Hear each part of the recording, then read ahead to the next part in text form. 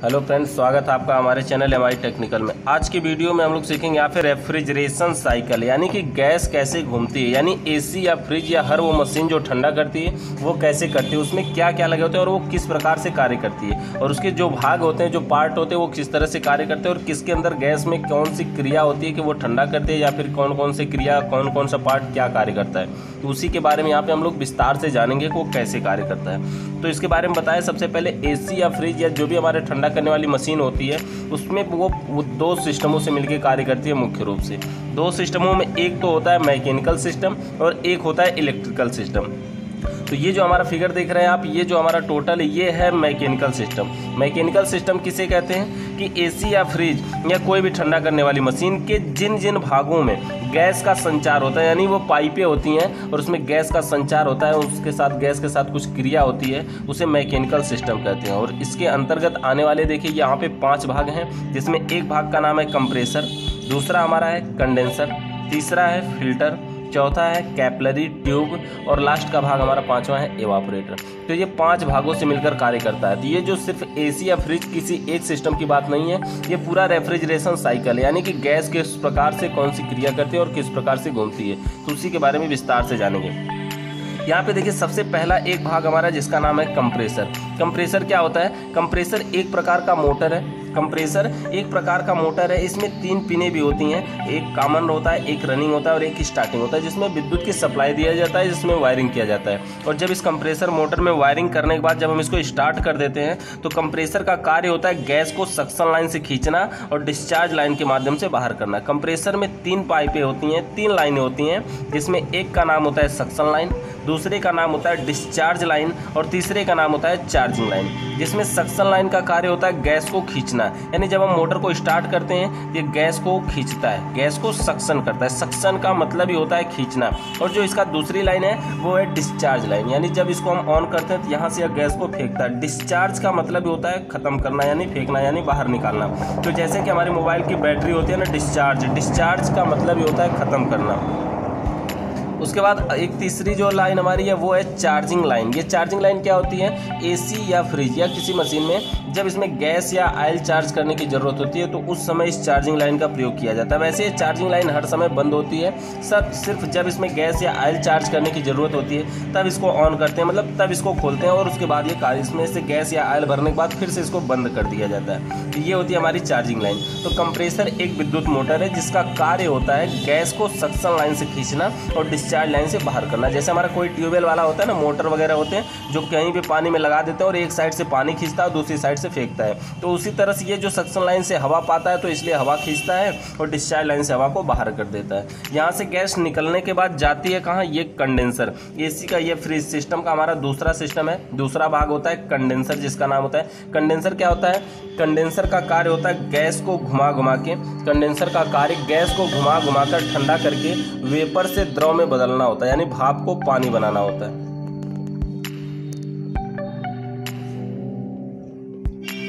Condenser का कार्य होता है गैस को घुमा घुमा के ठंडा करके वेपर से द्रव में बदलना। यानी देखिए जब डिस्चार्ज लाइन से गैस जाती है ना, कंप्रेसर गैस को कंप्रेस्ड करके, यानी पूरी तरह से उसको पंपिंग करके जब गैस को भेजता है तो जाता है कंडेंसर में। और कंडेंसर क्या होता है जानते हैं? अगर किसी भी गैस को, अगर भाप को अगर ठंडा किया जाए तो वो पानी के रूप में बदल जाता है। तो कंडेंसर उसको घुमा घुमा के इतना घुमाता है कि वो गैस जो है, वो जो रेफ्रिजरेंट है वो ठंडा हो जाती है। और जब रेफ्रिजरेंट यानी गैस ठंडी हो जाती है तो उसके बाद धीरे धीरे यहाँ पे आते आते वो द्रव रूप में परिवर्तित हो जाती है, यानी कि पानी के रूप में बदल जाती है। और जब फिर वहां से ये कंडेंसर के द्वारा किया गया कार्य कंडेंसेशन कहलाता है। और कंडेंसेशन को के इसी क्रिया को हम कहते हैं, हिंदी में कहते हैं इसे संघनन, यानी ये संघनन होता है। तो ये कंडेंसर के द्वारा गैस को घुमा घुमा के ठंडा करके वेपर से द्रव में यानी भाप को पानी बनाता है। उसके बाद जब कंडेंसर से गैस निकलती है, कंडेंसर से गैस निकलने के बाद जो तीसरा पार्ट हमारा जिसका नाम होता है फिल्टर, तीसरे पार्ट का नाम होता है हमारा फिल्टर। ये फिल्टर क्या होता है? फिल्टर जैसा कि नाम से ही कंफर्म हो जाता है आपको, फिल्टर क्या करता होगा? फिल्टर गैस को छानता है, यानी रेफ्रिजरेंट को छानता है, शुद्ध करता है। फिल्टर रेफ्रिजरेंट को छानकर जब शुद्ध करता है ना, इसके अंदर सिलिकॉन की गोलियां भी होती हैं। वो जो सिलिकॉन की गोलियां होती हैं वो नमी को अवशोषित करती हैं। नमी का मतलब ये हुआ कि इसके अंदर अगर कहीं बाहर से जब डिस्चार्ज लाइन से यहाँ से कंडेंसर से जो जा रही है अगर इसके अंदर कहीं बाहर की गैस चार्ज करते समय कोई बाहर की वातावरण की हवा अगर इसमें रह जाती है और बाद में जब इसमें हम फ्रियान गैस अपनी भरेंगे तो फ्रियान गैस क्या होगी कि वो हवा को इतना ठंडा कर देगी कि वो बर्फ़ का रूप धारण कर लेगा, और अगर वो बर्फ़ का रूप धारण कर लिया कहीं पर तो पाइप जाम हो सकती है, जिससे गैस का बहाव रुक सकता है। क्यों? तो इसलिए यहाँ पे ये होता है सिलिकॉन की गोलियाँ जो नमी को अवशोषित करती है, और उसके अलावा इसमें जाली लगी होती है जो रेफ्रिजरेंट को छानकर शुद्ध करता है। ये जाली का कार्य छानकर शुद्ध करना। देखिए ये जो अगला पार्ट है कैपिलरी ट्यूब से पहले लगाया जाता है। कारण ये है कि ये जो नेक्स्ट पार्ट है अगला, ये कैपिलरी ट्यूब का व्यास जो है बहुत कम होता है, बहुत पतला होता है, इसलिए उसी के पहले लगाया जाता है। और दूसरा बात, ये कंडेंसर जो होता है ये लोहे का होता है, तो कहीं पे लोहे का होता है, कापर का भी होता है। तो कंडेंसर से अगर कोई कचरा आ जाए और वो कचरा आ करके अगर फिल्टर को पार कर जाए तो आगे जो पाइप है, नेक्स्ट जो पाइप है वो जा करके वहाँ पे जाम कर देगा, और जाम कर देगा तो गैस का बहाव रुक जाएगा, और गैस का बहाव रुक जाएगा तो पूरा सिस्टम कार्य नहीं करेगा। तो इस तरह से ये हमारा तीसरा भाग है फिल्टर, जिसका कार्य रेफ्रिजरेंट को शुद्ध करना मतलब छानना, और यहाँ पे इसका कार्य नमी को अवशोषित करना। उसके बाद गैस निकल के जाती है नेक्स्ट पार्ट में। यहाँ पे जो नेक्स्ट है इसका हमारा ये कैपिलरी ट्यूब, चौथे नंबर पे है कैपिलरी ट्यूब। ये इसका कार्य ये होता है रेफ्रिजरेंट के प्रेशर को कंट्रोल करना। कैपिलरी ट्यूब का कार्य होता है रेफ्रिजरेंट के प्रेशर को कंट्रोल करना, मतलब गैस के प्रेशर को कंट्रोल करना। यानी जब फिल्टर से गैस निकल करके जाती है, देखिए यहाँ पे द्रव रूप में जो गैस होती है वो जाती है, और कैपिलरी ट्यूब का व्यास मतलब इसकी जो मोटाई है, कैपिलरी ट्यूब का व्यास कम होने के कारण ये प्रेशर को कंट्रोल करके आगे भेजता है। जैसे कि आप सोच सकते हैं ना कि कैपिलरी ट्यूब, जैसे देखिए अगर कोई मोटर की पाइप है और आप उसके मुंह को दबाते हैं तो प्रेशर तो बढ़ के निकलता है। आप ऐसे लगता होगा कि रेफ्रिजरेंट की संख्याओं को कम करके और प्रेशर को बढ़ाता है, लेकिन ऐसा नहीं, ये प्रेशर को कंट्रोल करता है। और कंट्रोल कैसे करता है, यहाँ पे जो इसकी पाइप है ये शुरू से ही कम गैस को ले रहा है ना, ज़्यादा नहीं ले रहा है। जैसे कि जो मोटर वगैरह की पाइप होती है जिसको हम दबाते हैं तो प्रेशर के साथ निकलता है, तो उसमें क्या होता है कि उसमें सिर्फ लास्ट सिरे को हम पतला करने की कोशिश करते हैं, इसलिए वो तेज़ी से निकलता है। लेकिन यहाँ पर शुरू से ही पाइप पतली होने के कारण ये उतनी कम से कम ही गैस लेती है। इस तरह से कैपिलरी ट्यूब का कार्य होता है रेफ्रिजरेंट के प्रेशर को कंट्रोल करना, यानी गैस के प्रेशर को कंट्रोल करना। देखिए यहाँ पे द्रव रूप में रेफ्रिजरेंट जा रहा है। रेफ्रिजरेंट का मतलब होता है गैस, यानी रेफ्रिजरेंट या गैस एक ही बात है। तो ये प्रेशर को कंट्रोल करके भेजता है, और कैपिलरी ट्यूब के द्वारा प्रेशर को कंट्रोल करने की क्रिया को एक्सपेंशन कहते हैं। एक्सपेंशन कहते हैं कैपिलरी ट्यूब के द्वारा प्रेशर को कंट्रोल करने की क्रिया को।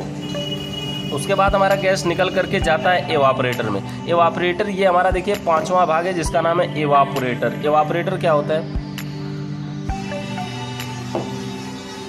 अगला भाग हमारा है एवापोरेटर, ये पांचवा भाग हमारा है एवापोरेटर। एवापोरेटर क्या होता है? जब कैपिलरी ट्यूब से गैस प्रेशर को कंट्रोल करके एवापोरेटर को देता है, तो एवापोरेटर का कार्य है कि किसी वस्तु या स्थान की गर्मी को खींचकर वहां पर अपना कूलिंग का प्रभाव मतलब ठंडक का प्रभाव छोड़ देना। एवापोरेटर कार्य कैसे करता है कि इसमें जब कैपिलरी ट्यूब से गैस निकल करके जाती है वह द्रव रूप में होती है, और एवापोरेटर क्या करता है कि जो यहाँ पे किसी वस्तु या स्थान की, मतलब कि किसी वस्तु का मतलब किसी सामान या किसी स्थान यानी किसी जगह की गर्मी को अपनी तरफ खींचता है और वहाँ पे अपना कूलिंग का प्रभाव छोड़ता है। तो जब आप गर्मी को अपनी तरफ खींचता है तो वहाँ पे क्या होता है कि गर्मी को खींचने की वजह से गैस गर्म हो जाती है, और अगर वह जो इसमें पानी होता है, जो रेफ्रिजरेंट जो गैस है वो द्रव रूप में है, और वह गर्म होने की वजह से क्या होता है कि वह फिर से भाप के रूप में परिवर्तित हो जाता है।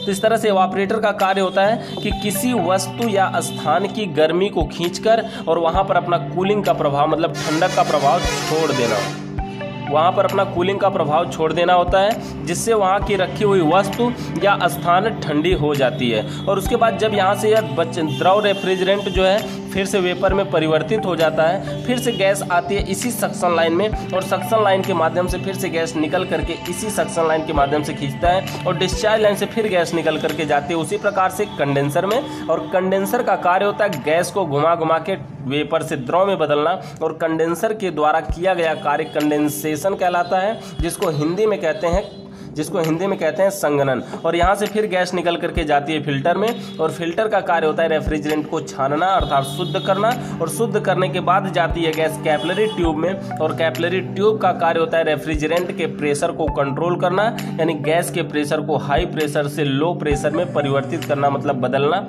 और उसके बाद निकल करके जाती है यहाँ पे एवापोरेटर में, और एवापोरेटर का कार्य होता है किसी वस्तु या स्थान की गर्मी को खींचकर वहाँ पर अपना कूलिंग का प्रभाव छोड़ देना।